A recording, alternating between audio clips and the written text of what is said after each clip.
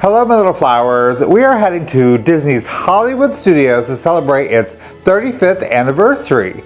Now, I didn't spend as much time in the park as I wanted to, but I did get some really good highlights and some throwbacks to the beginning of the park. And I also learned some new fun facts to share with you. So with all that being said, let's go. Mike the Bee, the music.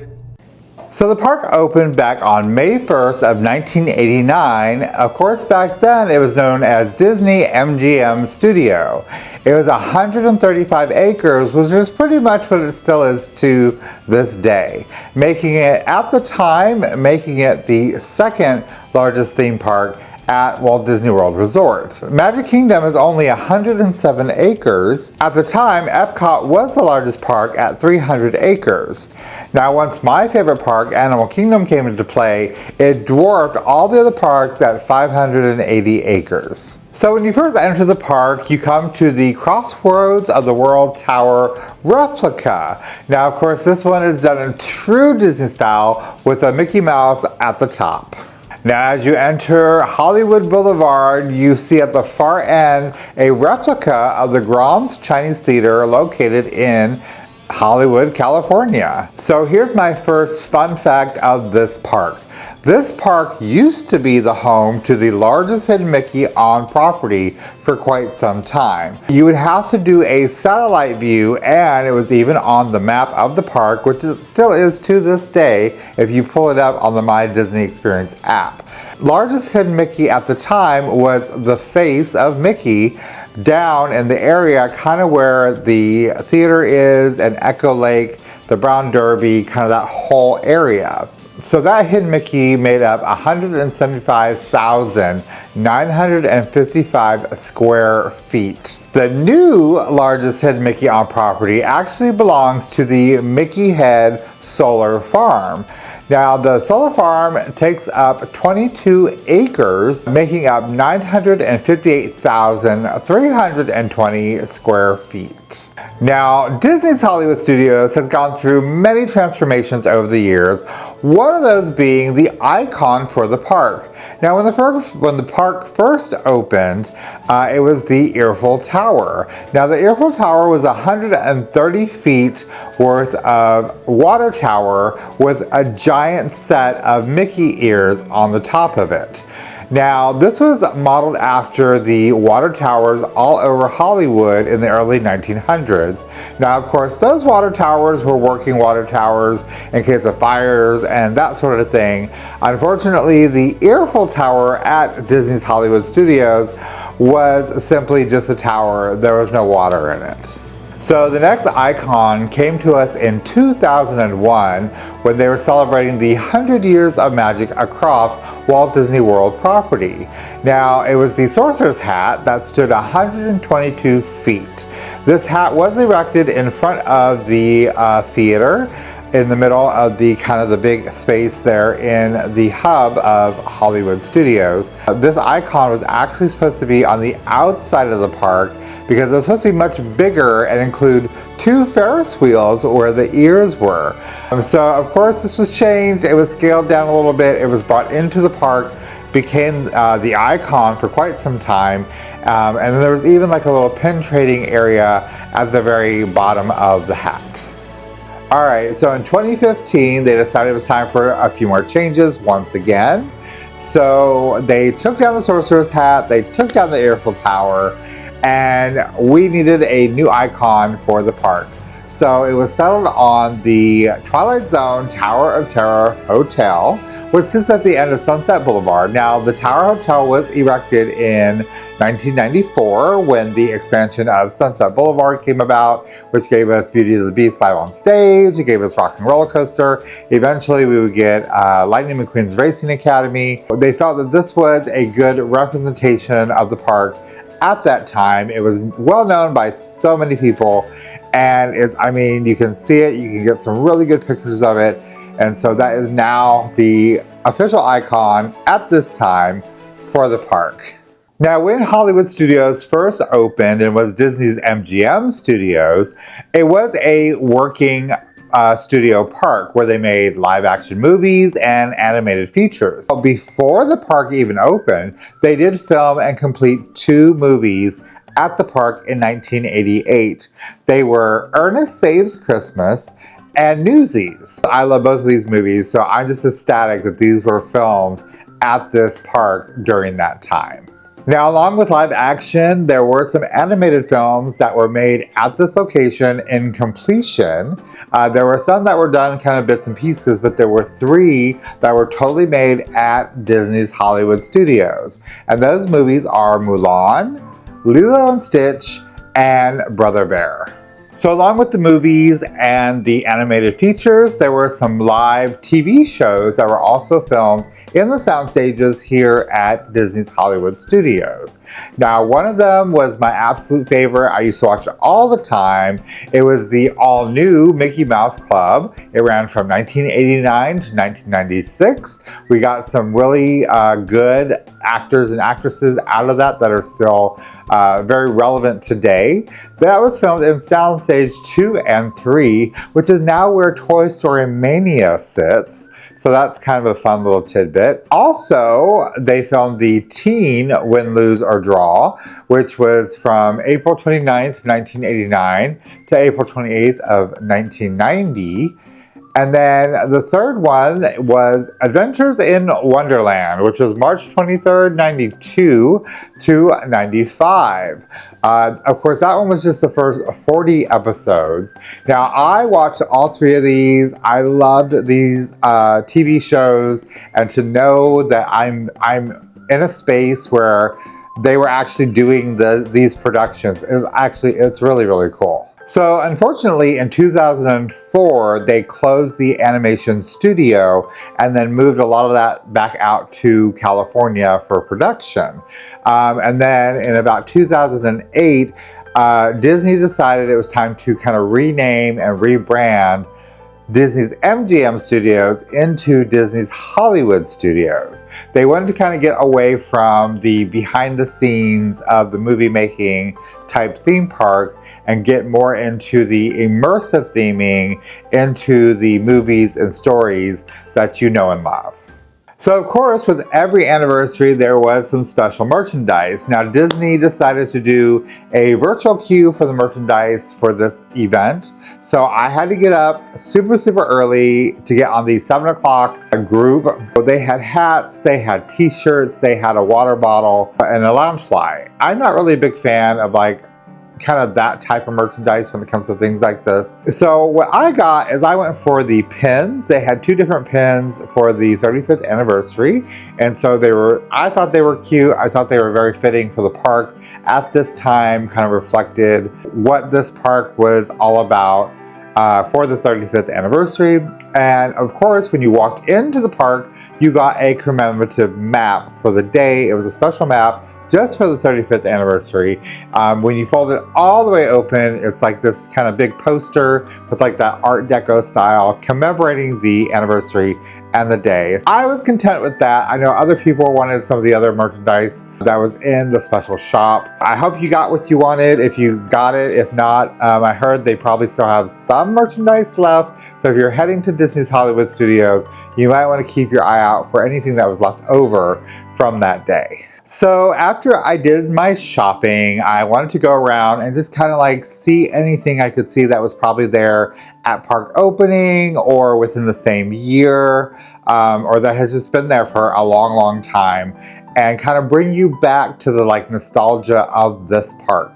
So the first thing is probably one of the most recognizable things that anybody who's been to Disney's Hollywood Studios in the past 35 years, and that's Gertie the dinosaur. Gertie the dinosaur, turns out that the monstrous dino is actually a tribute to Gertie the trained dinosaur, who was one of the first popular animated characters in the history of film.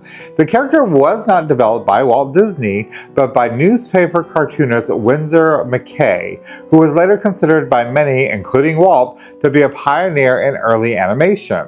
Walt was actually 12 years old when Gertie debuted.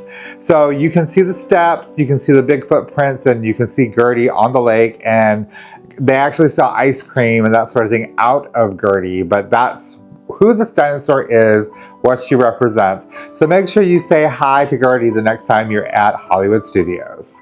So after I had my little visit with Gertie, I decided to go and watch the Indiana Jones Stunt Spectacular. Now this stunt show was supposed to debut with the park opening. Now, of course, the people putting the show together at that time felt it wasn't ready. So they held off a little bit longer, and so it debuted on August 25th of 1989 in an outdoor amphitheater that can hold up to 2,000 guests. It is the first theme park attraction to use computer-based show control system in conjunction with a custom-made programmable logic controller system to trigger, control, and sequence complex live events in real time, controlled by the actors in most of the cases. All other effects are triggered by a cast member in the booth. This show is based on Raiders of the Lost Ark. You start off in the Peruvian temple, you go to Cairo from there, and then of course there's a big explosive finale that is just amazing. So some fun facts about this show. The golden idol used in the very first scene that Indy is taking from the temple is an exact replica from the movie. The giant ball that Indy has to run away from is 12 feet in diameter and 440 pounds of rubber. The giant sets used in the temple, they each weigh about 100 tons, making them the largest moving sets in history. Now, like most things at Disney's Hollywood Studios, this show has had a few changes, not a lot, but a few. Before, they used to have the guest interaction where they would have volunteers come down and you would actually be kind of part of the show. Since the COVID shutdown and reopening, that has not come back. I did find out that apparently when the show first started, the Germans in the show actually had real swastikas on their uniforms. So apparently that has been changed in the early 2000s to, it's more like a cross symbol, which is another symbol that was used in history. Not a whole lot of changes, everything else is kind of pretty much the same. When I saw it, there were a few things I noticed missing. I don't know if they were missing because they just didn't have the performers to do the certain stunt or whatever that day, or if it was actually a permanent change in the show. But it's still an awesome stunt show if you love Indiana Jones, if you love just big like tricks and explosions. Stop off, see the show, you won't regret it. Now, I can't talk about Hollywood Studios without talking about the Grom's Chinese Theater replica that sits at the end of Hollywood Boulevard. To me, it's just like, it's the centerpiece of Hollywood Studios. It lets me know that I've made it and I'm here. One of the things a lot of people kind of walk by. Now, it is the home to Mickey and Minnie's Runaway Railway. It used to be home to the Great Movie Ride. It's a big debate. It's a touchy subject for a lot of people, so I'm just not even gonna go there. One of the pieces of kind of Disney Hollywood history that is here is all the impressions and signatures in the cement. So if you've been to the Real Theater in Hollywood, California, you know that this is definitely a thing there. So they wanted to replicate that here as well. Now, a lot of the signatures and a lot of the imprints, if you look at the dates, are from like the late 80s, early 90s, about the time that the park actually opened. There are some stars, movie stars, and different things. There might be some people that just don't know who they are this day and age, but if you are a child of the 80s or the 90s, you'll definitely recognize a lot of the names and signatures that are in the cement in front of the theater. So I highly recommend you check it out.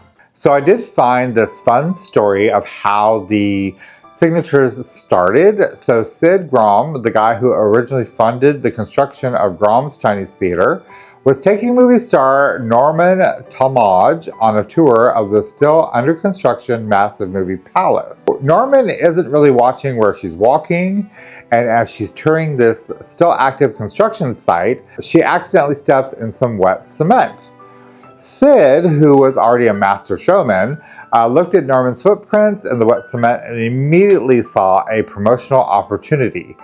He leaned over and right next to her footprints, used his finger to quickly scribble her name and date to the cement, thus creating the tradition of the footprints and signatures in the cement in front of the theater. So one little fun fact though about the signatures in front of the theater at Hollywood Studios is there's one signature that was done before the park even opened.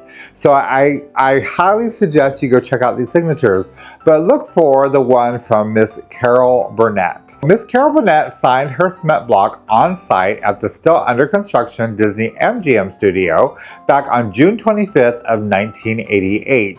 She was down there then to film A Conversation with Carol, which was one of the very first things to be shot at Disney-MGM. This 1 hour-long look back at Burnett's career was shot inside the just completed Soundstage 3. The live audience that attended the taping had to hike across a muddy construction site in order to reach the soundstage. The completed show would then debut on the Disney Channel just 2 months later and then repeatedly air on the cable channel in the months leading up to the official opening of Disney-MGM. So kind of in the same area, there is Echo Lake. Now on Echo Lake, there is the Dockside Diner. Now this Dockside Diner is a big ship, the SS down the hatch, and it's usually a little quick serve. Right now I believe they're serving like different types of hot dogs and stuff. They usually have really good eats at a really good price. So if you're looking for a quick bite to eat and you don't want to break the bank while you're at the theme park, check out the diner. You might find something that you would really enjoy.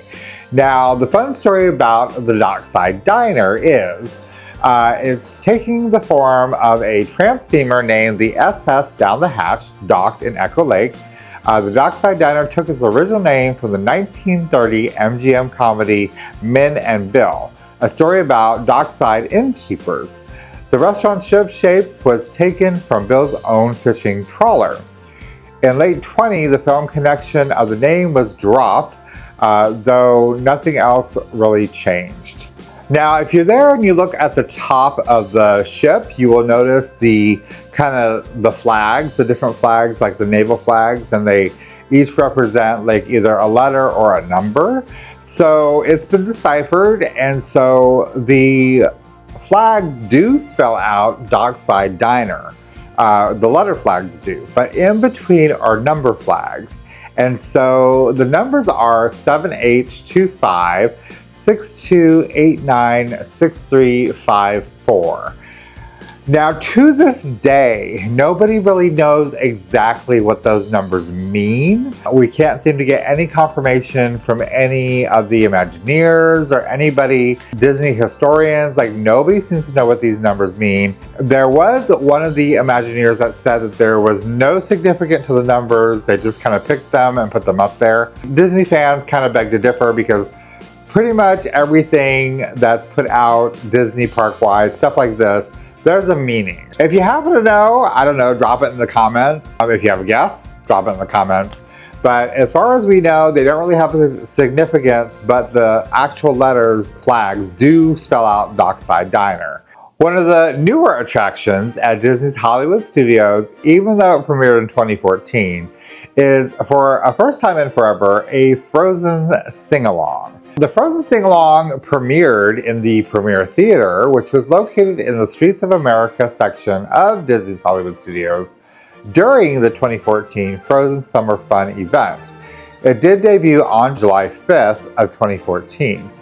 The show moved into its current location at the Hibernian Theater in Echo Lake on June 17th of 2015. So one of the other things I wanted to do was I wanted to walk around kind of like the Echo Lake area and stuff and get some of the 80s and 90s nostalgia that was put into Hollywood Studios at that time during park opening to kind of like bring guests into kind of the movie, you know, the movie feeling and aspects, to see things from movies, especially movies that were like very, very like hot and now at that time. So the two things I want to point out in this particular video are the Rocketeer. So Peavy's Polar Pipeline, which sells frozen Coke type treats, you can see the Rocketeer jetpack and helmet kind of tucked away in the corner. So if you're a fan of that movie franchise, I highly suggest you look for this little Easter egg, as long as Peavy's Polar Pipeline is open. So one of the other fun kind of like nods to that time was Who Framed Roger Rabbit? So if you look above the Hollywood and Vine entrance, you will see Eddie Vallon's private investigator office. And also, you'll also see the famous kind of outline of Roger Rabbit when he busted through the window and the blinds and kind of left his imprint in that during that part of the movies. Again, when you're at Hollywood Studios, really look around at some of the details because there's a lot there that people just kind of walk by and don't even notice. So one of the last things I want to touch on that is at Disney's Hollywood Studios is a statue that kind of sits towards the front of the park, and it's the cameraman statue. Now, the cameraman statue was originally sculpted by a father and son, Aldo and Andre Favilli, in 1991. Andre joined Walt Disney Imagineering in 1987 as the lead concept designer, working on a range of projects worldwide. The Disney Hollywood Studio cameraman statue is based on the original statue that Andre made with his father, Aldo, that is located at 4411 West Olive Avenue across from Gate 2 of the Warner Brothers Studio in Burbank, California. The man in the statue is a generic 1920s-30s filmmaker, not based on anyone in particular. It reflects a transition period when silence disappeared and talkies took over. A replica of the Burbank statue was later placed in Disney's Hollywood Studios in 1995 with a plaque that states, "Movies are a medium of expression, like a symphony orchestra or a painter's brush on canvas. Walt Disney." The placement of the statue at Disney's Hollywood Studios is not just to honor filmmaking, but is placed to suggest that the guests are being filmed as they enter the park and are part of the motion picture they're about to experience. Sitting next to the statue is a copy of the dedication that was read by Michael Eisner on opening day of the park on May 1st of 1989. It says, "The world you have entered was created by the Walt Disney Company and is dedicated to Hollywood, not a place on a map, but a state of mind that exists wherever people dream and wonder and imagine. A place where illusion and reality are fused by technological magic. We welcome you to Hollywood that never was and always will be." So guys, that's gonna do it. Like I said, I really didn't spend a whole lot of time on the day of the anniversary. I really didn't get to see everything I wanted to see. I wanted to do more focus on kind of the buildings on like Hollywood Boulevard and Sunset Boulevard. There's a lot of like kind of replicas of buildings from Hollywood that are there. They're just kind of like repainted or resurfaced a little bit to match kind of, you know, Disney's version of Hollywood. So maybe I'll save that for some other video. But anyway, other than that, I hope you really enjoyed this kind of like look back on Disney's Hollywood Studios, 35 years in the making. Thank you so much for following along on my little adventures. And as always, I am Mike the Bee. You never know where I'm gonna be. I'm just gonna be. You be too. I'll see you guys later. Bye.